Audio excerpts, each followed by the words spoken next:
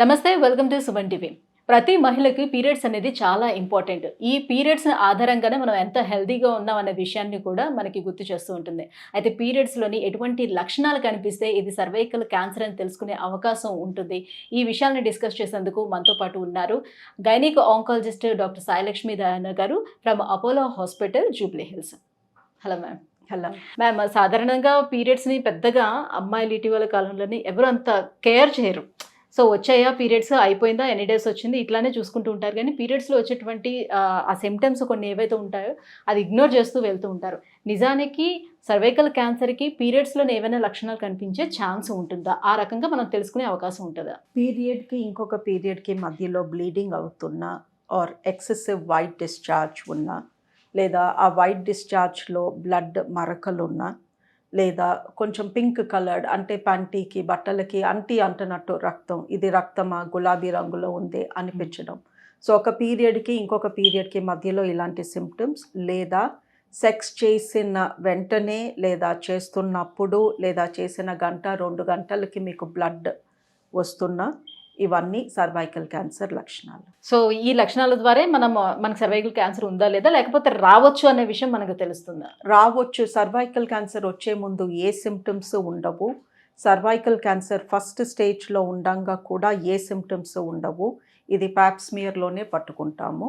But cervical cancer stage 1 నుంచి 2లోకి enter అవుతున్నప్పుడు మట్టుకు ఇందాక మనం చెప్పినట్టు పీరియడ్ మధ్యలో బ్లీడింగ్, ఎక్సెసివ్ వైట్ డిశ్చార్జ్, చెడు వాసన వస్తున్న నీరు లాంటి డిశ్చార్జ్, అందులో రక్తపు చారికలు, సెక్స్ చేస్తున్నప్పుడు చేసిన తర్వాత ఎక్సెసివ్ డిశ్చార్జ్, బ్లడ్, చెడు వాసన, ఇవి సర్వైకల్ క్యాన్సర్ అడ్వాన్స్డ్ స్టేజ్ లక్షణాలు.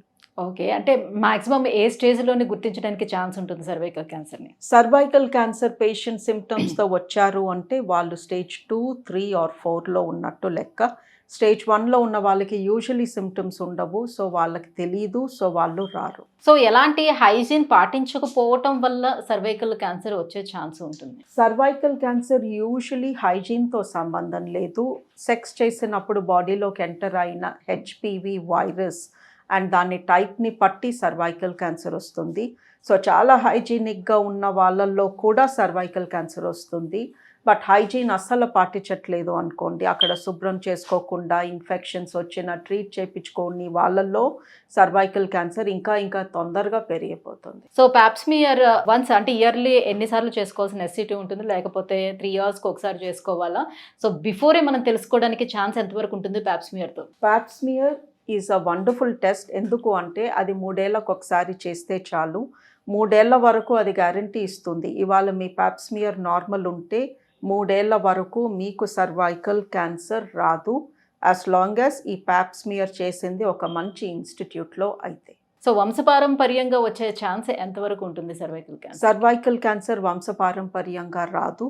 ఇది హెచ్పివి వైరస్ అనే వైరస్ మూలంగా వస్తుంది.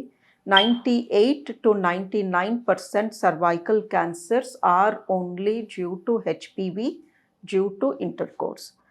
1% ఎక్కడో 100లో 1 చిన్న వయసు వాళ్ళకి చూస్తాము. అది ఈ హెచ్పివి మూలంగా కాకుండా ఎడినోకార్సినోమా అనే రేర్ టైప్ వస్తుంది. సో సర్వైకల్ క్యాన్సర్ మాక్సిమం మనం మెనోపాజ్ తర్వాత చూడొచ్చు అంటారా, బిఫోరే చూడడానికి ఉంటుంది? హెచ్పివి వైరస్ బాడీలోకి ఎంటర్ అయిన తర్వాత 20 to 30 yearsకి సర్వైకల్ క్యాన్సర్ యూజువలీ కనిపిస్తుంది. సో ఇది వాళ్ళ బాడీలోకి ఎంటర్ అయింది వాళ్ళు మిడిల్ ఏజ్లో ఉన్నప్పుడు, బట్ వాళ్ళకి క్యాన్సర్ కనిపించింది ఓల్డ్ ఏజ్లో. రైట్. సో ఎటువంటి టెస్టులు చేయించుకోవాల్సిన అవసరం ఉంటుంది? మనకి ప్రజెంట్ అందుబాటులో ఉన్నటువంటి ట్రీట్మెంట్ విధానాలు ఏంటి? సర్వైకల్ క్యాన్సర్ అసలు ఎవ్వరికీ అవసరం లేదు. బికాజ్ ఈ ప్యాప్స్మియర్ అనే టెస్ట్ ప్రతి స్త్రీ 3 ఏళ్లకు ఒకసారి చేయించుకుంటే క్యాన్సర్ వచ్చే ముందే మనకు తెలుస్తుంది వాళ్ళకి క్యాన్సర్ రాబోతుంది అని. ఆబ్వియస్లీ తెలిసాక ఊరుకోం కదా, అక్కడ ఒక చిన్న ట్రీట్మెంట్ ఇచ్చి అక్కడ ఏ చర్మం అయితే గర్భసంచికి ఆనుకుని ఎక్కడ క్యాన్సర్ రాబోతుందో ఆ చర్మాన్ని మేము తీసేస్తాము. సింపుల్ ప్రొసీజర్, 5-10 నిమిషాలు కూడా పట్టదు, మొత్తం ఖర్చు కూడా ఎక్కువ అవ్వదు, క్లినిక్లోనే చేసేస్తాము. సో అగర్ ప్రతి స్త్రీ ప్యాప్స్మియర్ చేయించుకుంటూ 3 ఏళ్లకు ఒకసారి ఉంటే ఎవ్వరికీ సర్వైకల్ క్యాన్సర్ వచ్చే ఛాన్సే ఉండదు. సో ఇప్పుడు మీ అంచనా ప్రకారం ఈ సర్వైకల్ క్యాన్సర్ పై అవగాహన ఎంతమందిలో ఉందంటారు మన ఇండియా మొత్తం మీద చూసుకున్నట్లయితే? భారతదేశం చాలా ట్రై చేస్తుందండి, ఎందుకంటే ఇది కామన్ క్యాన్సర్. ఇండియాలో 8 మందిలో ఒకరికి వస్తుంది, మిడిల్ ఏజ్డ్ ఉమెన్కి వస్తుంది. అప్పుడే 2 పిల్లలు, ఒక ఉద్యోగం, ఒక ఇల్లు కొనుక్కోవడం, ఇలాంటి ఏజ్లో ఉన్న వాళ్ళకు వచ్చినప్పుడు ఆ ఇల్లు మొత్తం కొలాప్స్ అయిపోతుంది, అంటే ఆ ఫ్యామిలీ డిస్టర్బ్ అవుతుంది. అండ్ ఈ క్యాన్సర్ని మనం 0% చేయొచ్చు ప్యాప్స్మియర్ ద్వారా.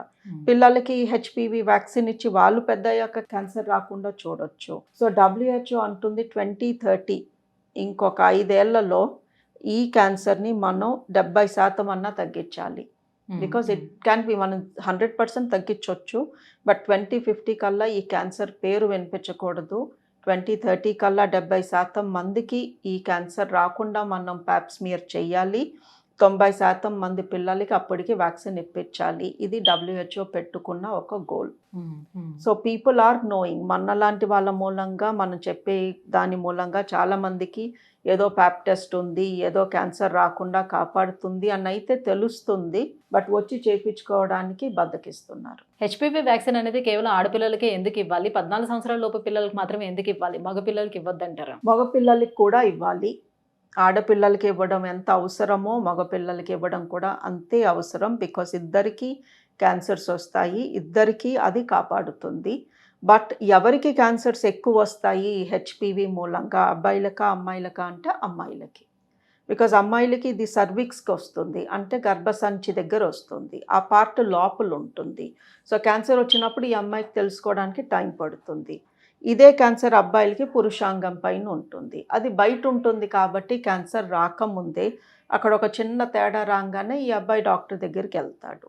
సో ఇద్దరికీ క్యాన్సర్స్ వస్తాయి, బట్ అమ్మాయిలకి లేట్గా తెలుస్తుంది, అబ్బాయిలకి ముందే తెలుస్తుంది. కాబట్టి వాళ్ళు జాగ్రత్తలు తీసుకుంటారు.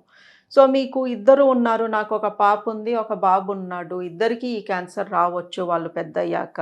నాకు కొన్నే డబ్బులు ఉన్నాయి, నేను ఎవరి పైన ఫోకస్ చేయాలి అంటే ఎవరికి రిస్క్ ఎక్కువ వాళ్ళ పైన ఫోకస్ చేస్తాను. ఇప్పుడు ఆడపిల్ల మీద పెట్టుకోవాలి. బట్ నాకు ఇద్దరికి ఇచ్చే ఓపిక ఉన్నప్పుడు ఇద్దరికి ఇవ్వాలి. సో ఇద్దరికి, అన్ని డెవలప్డ్ కంట్రీస్ బాయ్స్కి గర్ల్స్కి ఇద్దరికి వ్యాక్సిన్ ఇవ్వమంటున్నారు. బట్ డెవలపింగ్ కంట్రీలో, ఎస్పెషల్లీ ఇండియాలో, ఏదన్నా కొంచెమే ఉన్నప్పుడు అబ్బాయికి ఇవ్వడానికి ప్రిఫర్ చేస్తారు. అది మన కల్చర్లో ఎప్పటి నుంచో అలా ఉండిపోయింది. బట్ ఈ క్యాన్సర్ అమ్మాయిల్లో ఎక్కువ చూస్తున్నాము. సో అందుకే ఫస్ట్ అమ్మాయిలందరికీ ఇచ్చేయండి, తర్వాత అబ్బాయిల పైన ఫోకస్ చేసి అబ్బాయిలకు కూడా ఇవ్వండి అని అంటున్నారు. అంటే 14 years ఏజ్ బిలో వాళ్ళకి ఎందుకు ఇవ్వమంటున్నారు? 14 years దాటిన తర్వాత పిల్లలకి ఇస్తే అది పెద్దగా పనిచేయదు అంటారా? ఎందుకని? అబ్సల్యూట్లీ నాట్ అండి. బట్ మీరు ఆలోచిస్తే ఈ వైరస్ బాడీలో ఎలా ఎంటర్ అవుతుంది? ఇంటిమేట్గా ఫిజికల్ కాంటాక్ట్ చేయడం మూలంగా. సో కిస్సింగ్, నేకెడ్గా హగ్గింగ్ అండ్ సెక్షువల్ యాక్టివిటీ, ఇది ఎవరైనా ఎప్పుడు చేస్తారు? టీనేజ్ ఎంటర్ అయ్యాక చేస్తారు, స్కూల్ దాటాక, ఇంటర్, డిగ్రీ కాలేజెస్లో చేస్తారు. సో వాళ్ళు ఆ స్టేజ్కి వెళ్ళక ముందే ఇచ్చేస్తే ప్రొటెక్ట్ అవుతారు కదా, అది concept. So once treatment finish అయిన తర్వాత వాళ్ళు ఏ రకంగా సర్వైవ్ అవ్వగలుగుతారు? అండ్ నార్మల్ లైఫ్ వాళ్ళు లీడ్ చేయడానికి ఎంతవరకు సాధ్యం అవుతుంది? సర్వైకల్ క్యాన్సర్ సర్వైవల్ చాలా బాగుంటుంది. Almost everybody has a nice normal life. Cervical cancer మూలంగా చనిపోవడం అనేది చాలా తక్కువ. ఎందుకంటే స్టేజ్ 3లో కిడ్నీస్ పైన ఎఫెక్ట్ పడుతుంది, స్టేజ్ 4 అంటే బాడీలో డిఫరెంట్ పార్ట్స్కి వెళ్ళిపోయింది అన్నట్టు. స్టేజ్ 3, స్టేజ్ 4కి ముందు ఈ స్టేజ్ 2లో చాలా సిమ్టమ్స్ ఉంటాయి. బ్లీడింగ్ అవ్వడము, ఎస్పెషల్లీ బాగా చెడు వాసనతో వాటరీ డిశ్చార్జ్, అంటే ఎంత వాసన వస్తుంది అంటే వాళ్ళకి తెలిసిపోతుంది ఏదో లోపల కుళ్ళిపోతుంది, నాలో ఏదో చెడు జరుగుతుంది అని. సో చాలామంది స్టేజ్ 2 ఆర్ ఎర్లీ స్టేజ్ 3లో వచ్చేస్తారు. ఆ స్టేజ్లో మనం కానీ వాళ్ళకి ట్రీట్మెంట్ ఇస్తే చాలా మటుకు చాలా ఇయర్స్ బతుకుతారు, అండ్ వాళ్ళ లైఫ్ తగ్గదు. బట్ ఆ ఏరియాలో రేడియేషన్ ఇప్పించుకున్న మూలంగా కొంచెం వెజైనా కుంగిపోవడము, or urine symptoms, motion symptoms ఇలా ఉండొచ్చు వాళ్ళు బతికినన్నాళ్ళు, but they live a long life. అదే స్టేజ్ 1లో ప్యాప్స్మియర్లో కానీ మనం పట్టుకుంటే వాళ్ళని ఫుల్గా క్యూర్ చేయొచ్చు ఆపరేషన్తో. అండ్ ఆపరేషన్ చేశాక మనం ఇంకా ఏ రేడియేషన్ ఇవ్వకుండా వాళ్ళు నయమైపోయారు అనుకోండి, నార్మల్ లైఫ్ ఉంటుంది, వేరే ఏ సైడ్ ఎఫెక్ట్స్ ఉండవు. అందుకే ప్యాప్స్మియర్ చేయించుకుని, పొరపాటున క్యాన్సర్ ఉంటే అది ఫస్ట్ స్టేజ్ ఉంటుంది కాబట్టి ప్యాప్స్మియర్లో పట్టుకునేవన్నీ ఫస్ట్ స్టేజ్లోనే ఉంటాయి, వాళ్ళు చక్కగా క్యూర్ అయిపోతారు. సో సర్జరీ అయిపోయిన తర్వాత కూడా ఎన్ని రోజుల వరకు వాళ్ళు డాక్టర్ అబ్జర్వేషన్‌లో ఉండాల్సి ఉంటుంది? అంటే మళ్ళీ మళ్ళీ రావడానికి ఛాన్స్ ఎంత వరకు ఉంటుందని? ప్రతి క్యాన్సర్‌కి మినిమమ్ 5 ఇయర్స్ ఫాలో అప్ అంటాము. సో 5 ఇయర్స్ పాటు వాళ్ళని రెగ్యులర్‌లీ ఎగ్జామిన్ చేస్తూ ఉంటాము. ఎవ్రీ 3 మంత్స్‌కి ఫస్ట్ ఇయర్, దెన్ ఎవ్రీ 4 మంత్స్‌కి, దెన్ ఏడాదికి 2 సార్లు చూస్తూ ఉంటాము. ఎగ్జామిన్ చేస్తూ ఉంటాము. 5 ఇయర్స్ వరకు వాళ్ళు బాగున్నారు, క్యాన్సర్ తిరగబెట్టలేదు అంటే డిశ్చార్జ్ చేస్తాం. Thank you ma'am. Thank you so much. So cervical cancer ఏ రకంగా మనం తెలుసుకునే అవకాశం ఉంటుంది, ఎలాంటి సిమ్టమ్స్‌తో అనే విషయాలపై అవగాహన కల్పించినందుకు thank you so much. Thank you.